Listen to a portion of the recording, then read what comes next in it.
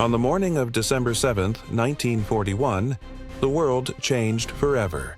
But the seeds of this cataclysmic event were sown years earlier. In the late 1930s, Imperial Japan, driven by a quest for resources to fuel its war machine, aggressively expanded its influence across China and Southeast Asia. This expansionist policy put it on a direct collision course with the United States, which viewed Japan's actions as a threat to its own interests and the stability of the Pacific. Washington responded with a series of escalating economic sanctions, culminating in a crippling oil embargo in the summer of 1941.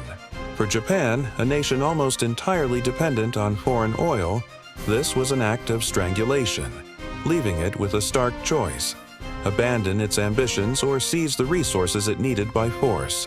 Diplomacy faltered, and a secret decision was made.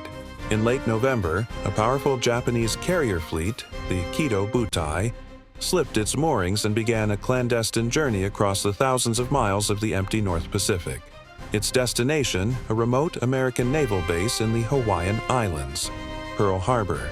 Sunday morning, December 7th, dawned with tropical warmth and tranquility over Pearl Harbor. Sailors were waking up, preparing for church services or a day of leisure. The harbor was a picture of serene power, with the heart of the U.S. Pacific Fleet nestled along Battleship Row. But just before 8 a.m., the calm was shattered. The drone of engines filled the air, and suddenly the sky was swarming with aircraft bearing the red circle of the rising sun. The surprise was absolute. Chaos erupted as the first wave of Japanese dive bombers and fighters screamed down, not on the battleships but on the airfields at Hickam, Wheeler, and Ford Island. Their goal was to eliminate any aerial opposition. Planes, parked wingtip to prevent sabotage, became easy targets, exploding into fireballs before they could even take off. One sailor recalled, "I was getting ready for breakfast when I heard the explosions. I ran outside. The sky was full of planes with the red circle on them. It was chaos." The first stage of the attack was a devastating success, ensuring Japanese control of the skies as the torpedo bombers began their deadly runs on the unsuspecting fleet below. The main targets were the 8 American battleships moored along Battleship Row. Japanese torpedo planes, specially modified to run in the harbor's shallow waters, swooped in low, unleashing their deadly payloads. Waterspouts erupted alongside the steel giants as torpedoes found their marks. The USS Oklahoma was hit by multiple torpedoes and capsized in minutes, trapping hundreds of men inside its hull.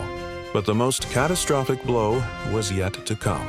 The USS Arizona, a majestic battleship with a crew of nearly 1,500, found itself in the crosshairs of high-level bombers. At approximately 8:10 a.m., a 1,160-pound armor-piercing bomb, converted from a naval shell, struck its forward deck. It penetrated deep into the ship, detonating the forward ammunition magazine.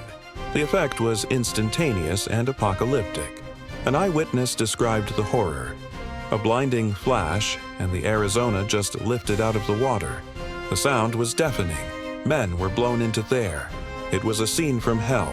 The resulting explosion tore the mighty warship in half, and it sank to the harbor floor in less than 9 minutes, entombing 1,277 of its crew. In under 2 hours, the assault was over. The Japanese planes vanished as quickly as they had appeared, leaving behind a scene of utter devastation.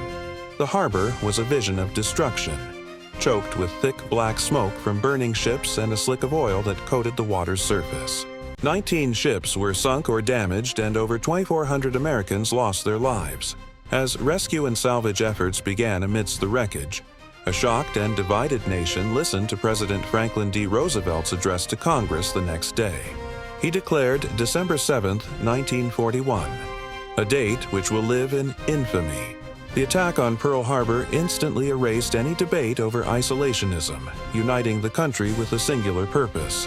The United States declared war on Japan, and days later on Germany and Italy, officially entering World War II. Today, the rusted hulk of the USS Arizona still rests where it sank, a solemn white memorial standing silently above it. It remains a hallowed tomb and a powerful reminder of the day that plunged America into a global conflict and forever altered the course of history.